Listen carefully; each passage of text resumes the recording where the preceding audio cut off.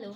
So I've been reading this book titled Jonathan Livingston Seagull for a while, and it's a pretty short book, but it contains the whole dynamicity of life. Okay, explained through the life of a seagull, which is very interesting. I felt, and it was in sync with the phase of my life which I am in through right now.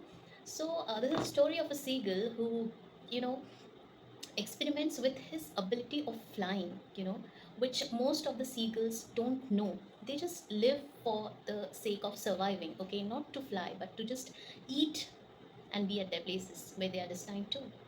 But Jonathan, as he soars one day high up in the sky, and he just soars and soars and soars against the wind, flapping his wing, taking different kinds of dives in different dimensions.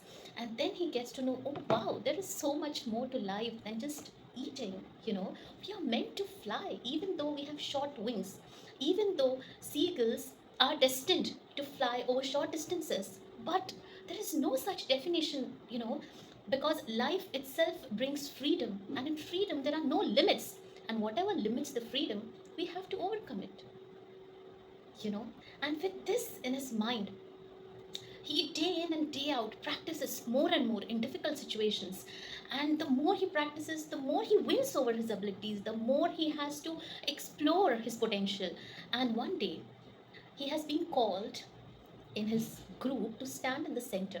And when this happens, there are only two reasons: one is for shame and one is for honor. So Jonathan was very excited that day that finally his fellow mates will know about the inherent ability and about the unlimited potential that one has within itself. But to his utter surprise, he was said to be an outcast because he had broken the law of the group, and for being irresponsible, for not following the laws of the group. And he shouted, "But why am I irresponsible?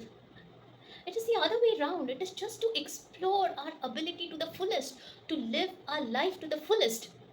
And in this, even if it's to be meant to get separated from the group, to be an outcast, so will I.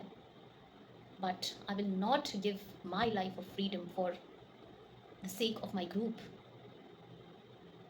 And with this in his mind, he just soared higher and higher. And few sentences in this book that touched me are: he felt guiltless, breaking the promises he had made himself. Such promises are only for the gulls that accept the ordinary.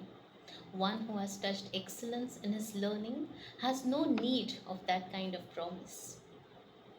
Life is much more than surviving, and one has to find their higher calling, their purpose, and then it's a joy when we discover our potential, get out of our comfort zone, and go beyond limits.